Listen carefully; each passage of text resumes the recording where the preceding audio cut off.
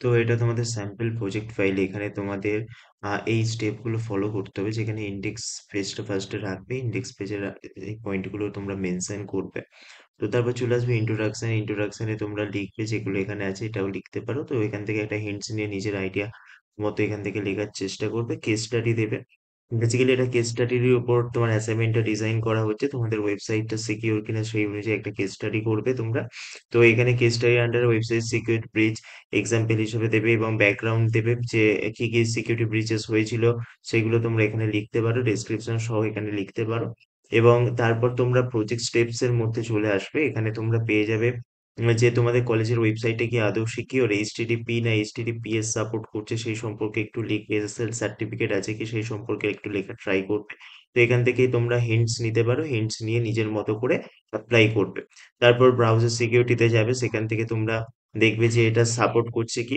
তারপর security headers এর মধ্যে তোমরা এই জিনিসগুলোকে অ্যাপ্রোচ করতে পারো।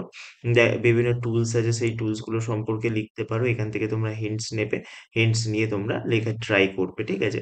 Cross analysis of another institution, অন্য ইনস্টিটিউশনের সাথে তোমাদের কলেজের ওয়েবসাইটকে কম্পেয়ার করে দেখতে পারো। যদি কোনো ড্রব্যাক তোমাদের কলেজের ওয়েবসাইটে থেকে থাকে সেটাকে তোমরা ইমপ্রুভমেন্টের সাজেশন দিতে পারো, সেগুলো এখানে দিতে পারো। Security threads, review analytics, common threads যেগুলো আছে, এসকিউএল ইনজেকশন, আমরা ক্লাসে এগুলো সবকিছুই ডিসকাস করেছিলাম। তো এইগুলো সম্পর্কে তোমরা এখানে একটু লেখা ট্রাই করবে।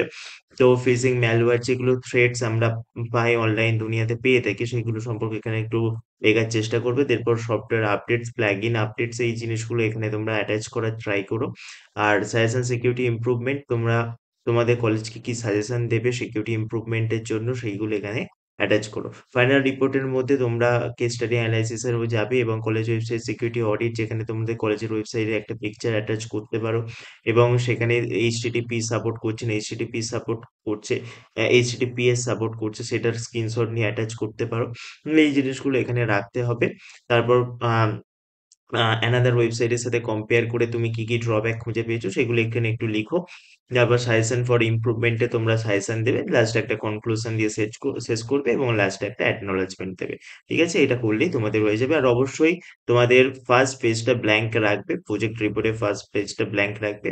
তো সেখানে তোমাদের যে আহ সার্টিফিকেটটা দেওয়া হবে সেটা প্রিন্ট আউট করে লাগাতে হবে। তো এটা কমপ্লিট করো, এটাই হচ্ছে তোমাদের সাইবার সিকিউরিটির অ্যাসাইনমেন্ট।